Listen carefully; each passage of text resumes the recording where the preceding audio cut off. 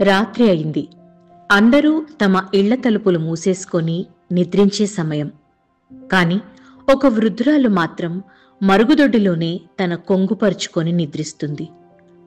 అవును, అదే ఆమె ఇల్లు, అదే ఆమె జీవనం, అదే ఆమె ప్రపంచం.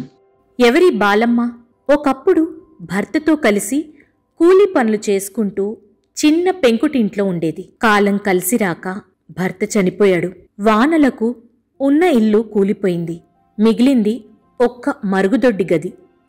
అప్పటినుంచి 13 ఏళ్లుగా చలిలో వణుకుతూ ఎండలో ఎండుతూ ఆ మరుగుదొడ్డే ఆమెకు ఆశ్రయమిచ్చింది. ఆమెకు అదే వసతి, అదే ఆమెకు వంటగది, అదే ఆమె జీవితం కూడా. ఈ దేశంలో మనిషి గూడును కోల్పోవచ్చు, కాని గౌరవం మాత్రం కోల్పోకూడదు.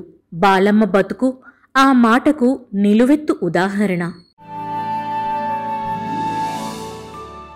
ముసలోడు చచ్చిపోయి 13 ఏళ్ళ కొలే ఇల్లు కూలగొట్టినాక కూలిపోయినాక 8 ఏళ్ళ కొలే ఇండనే ఉన్నా. 7 ఏళ్ళ కొలే ఇక పని శాతం అయితే లేదు, ఏం లేదు. అయితే ఇక ఈడొక తవిడ ఆడుకొచ్చుకుని ఇక పోతలేను. ఇప్పుడు అయితే వండుకున్నా. ఇక బాసన్లు ఇండనే, ఇవన్నీ ఇండనే, ఇవే బాసన్లు గిన్నెనే పంటున్నా. ఇక ఇబ్బందులన్నీ పరుచుకుంటా. ఇక గిన్నెనే గిడ బియ్యం 6 కిలోల బియ్యం 6 కిలోల బియ్యం వస్తే 36 కిలోలు రాసిరు, కానీ మళ్ళీ కొట్టేసారు. ఒకరోజు దారిన వెళ్తున్న ఒక జర్నలిస్ట్ ఈ దృశ్యం చూసి ఆగిపోయాడు. ఒక చిన్న వార్తతో ఆమె కథను ప్రపంచానికి వినిపించాడు. వార్తల సేకరణలో భాగంగా పక్కపొంటి కొత్తపేట నుంచి ఇక్కడికి వస్తున్నాను, పీర్లపల్లి గ్రామానికి.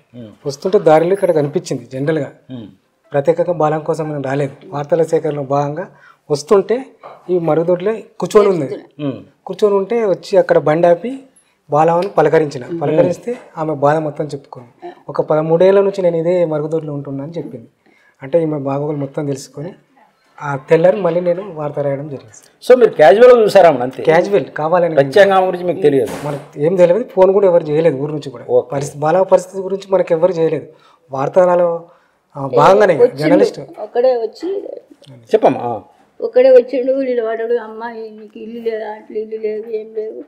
13 ఏళ్ళ ముసలాయన చచ్చిపోయి 2 కొడుకులు చచ్చిపోయారు. ఇక ఇంట్లోనే ఉంటున్నా, ఇల్లు కూలిపోయినా. కానీ ఇది చెప్తే ఇక ఇంట్లో మాట్లాడమన్నాడు. మాట్లాడినాక మళ్ళీ రాయి సారు ఇద్దరే మళ్ళీ వచ్చారు. ఈ వార్త రాసిన తర్వాత ఏంటి రెస్పాన్స్ ఎట్లా ఉంది మీకు? మంచిగా అనిపించింది సార్. ఒక అంటే సమాజానికి మనం చేసేదే జర్నలిస్ట్ వృత్తి అనేది సమాజం డెవలప్మెంట్ కోసం, అంటే సామాజిక చైతన్యం కోసమే చేయడానికి. ఈ వార్త రాయడం వల్ల నాకు చాలా సంతోషం. ఒక కుటుంబాన్ని నిలబెట్టిన వాళ్ళం అవుతాం. అదే మీరు వార్త రాసిన తర్వాత ఎవరు స్పందించారు? ఎవరు ఈమెకి ఇల్లు కట్టించారు? అవును సార్. ఈ వార్త వచ్చిన తర్వాత, సాక్షి వచ్చిన తర్వాత మర్నాడే మన అరికాపూడి ట్రస్ట్ డాక్టర్ రఘు సారు మనకు స్వయంగా ఫోన్ చేసి వివరాలు మొత్తం తెలుసుకున్నాడు. వచ్చి మరునాడు వచ్చి ఈ బాలమ్మ పరిస్థితిని చూసి నేను ఇల్లు కట్టియడానికి సిద్ధంగానే చెప్పింది. ఆ వార్త ఒక సహృదయుడి హృదయాన్ని తాకింది. సిద్దిపేట జిల్లా జగదేవ్పూర్ మండలంలోని పీర్లపల్లిలో ఉన్న ఆ వృద్ధురాలిని వెతుక్కుంటూ వెళ్లాడు. ఆమెను, ఆమె నివాసాన్ని చూశాడు. మనసు ముక్కలైపోయింది. బాలమ్మ గాథను విని అరికెపూడి సేవా ట్రస్ట్ స్పందించింది. ట్రస్ట్ చైర్మన్ రఘు గారికి ఆ చిన్న గదిని చూసి కళ్లల్లో కన్నీళ్లు నిండాయి. ఆ క్షణంలోనే నిర్ణయం తీసుకున్నారు. బాలమ్మకు ఒక పక్కా ఇల్లు కడతాం. అలా మాట నిలబెట్టుకుని అదే వేగంలో నిర్మాణం ప్రారంభించాడు. ఇటీవలే ఆమెకు సురక్షితమైన పొదరిల్లు పూర్తయింది. ఆ గృహప్రవేశ వేడుకకు మానవీయ కథనాలు వెలికితీసే రూరల్ మీడియా టీంని ఆహ్వానించారు. ఎడిటర్ శ్యామ్ మోహన్ ప్రత్యేక అతిథిగా హాజరయ్యారు. కాని అసలైన ఆత్మీయ అతిథి అక్కడ మానవత్వం చాటిన అరికెపూడి ట్రస్ట్. సారు నాకు ఎక్కడ ఏం లేదంటే ఇల్లు కట్టించి పోయిర్తురు సాలు అని, నాకు ఎక్కడ దిక్కు లేరు, ఏం లేరు. నా కొడుకులు బిడ్డలు లేరు. ముసలాయి ఆగం చేసి అయితే 13 ఏళ్ళ చచ్చిపోయి. బాలమ్మ కొత్త ఇంటిలోకి అడుగుపెట్టిన ఆ క్షణం ఆమె జీవితంలో భద్రత అనే ఆత్మవిశ్వాసం కనిపించింది. ఒక నిరుపేద మహిళ వాష్రూమ్లో ఉండి జీవితం కొనసాగిస్తూ ఉంది 13 సంవత్సరాలుగా అని చెప్పి ఒక ఆర్టికల్ వచ్చింది. అది పరశురామ్ గారు అని ఆ యొక్క రిపోర్టర్ గారికి ఫోన్ చేసి వెంటనే వారితో మాట్లాడటం జరిగింది. ఆ మరునాడే వచ్చి అమ్మ ఎలాంటి ఇబ్బందులు పడుతూ ఉన్నారో వార్తలో వచ్చినటువంటి ఆ కథనము యొక్క ఎంతవరకు వాస్తవం అనేది అమ్మ దగ్గరికి వచ్చి కూర్చొని మాట్లాడటం జరిగింది. ఆమె ఉన్నటువంటి ఆ దుఃఖం అంతా కూడా వెళ్ళబుచ్చుకున్నారు ఆ రోజు. కానీ ఏమైనప్పటికీ మనకి అమ్మకి సహాయం చేయాలని చెప్పేసి అప్పటికప్పుడే నిర్ణయం తీసుకొని మేస్త్రి గారు ఇక్కడ నరసింహ గారు అని చెప్పేసి మేస్త్రి ఉంటారు, వారు పిలిపించుకొని ఎమ్మటే ముగ్గు పోసుకోవటం జరిగింది. ఆ రోజు సమాజంలో కదిలించినటువంటి ఒక వార్త ఇది. కాబట్టి మనం తప్పకుండా ముందడుగేయాలనే లక్ష్యంతో ముందుకు వెళ్ళి ఈ రోజున అమ్మకి ఈ ఇంటిని ఆమెకి హ్యాండ్ ఓవర్ చేస్తూ ఉన్నాము.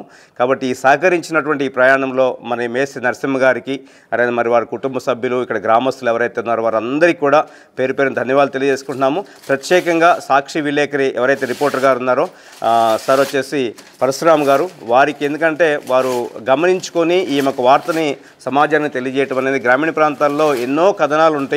కానీ మనము నిజంగా రిపోర్టర్లు కనుక మనసు పెడితే అద్భుతమైనటువంటి కథనాలు బయటికి తీసుకురావచ్చు. దాంట్లో ఈరోజు ఈ మా బాలమ్మ అమ్మ కథనము వెలుగులోకి రావటము, మేము సహకారం అందించటము దాతల సహకారంతో ఇది ఒక భాగ్యంగా భావిస్తూ భగవంతుడు ఇచ్చిన వరంలాగా భావిస్తూ ఒక తల్లికి సేవ చేస్తున్నటువంటి బంధంలాగా అనుకుంటూ మేము అమ్మకి ధన్యవాదాలు తెలియజేసుకుంటామన్న అవకాశం ఇచ్చినందుకు. డియర్ రూరల్ మీడియా వ్యూవర్స్, ఒక్క వార్త, ఒక్క ఫోటో, ఒక్క మంచి మనసు ఒకరి జీవితాన్ని పూర్తిగా మార్చగలదని బాలమ్మ కథే మనకు చెప్తోంది.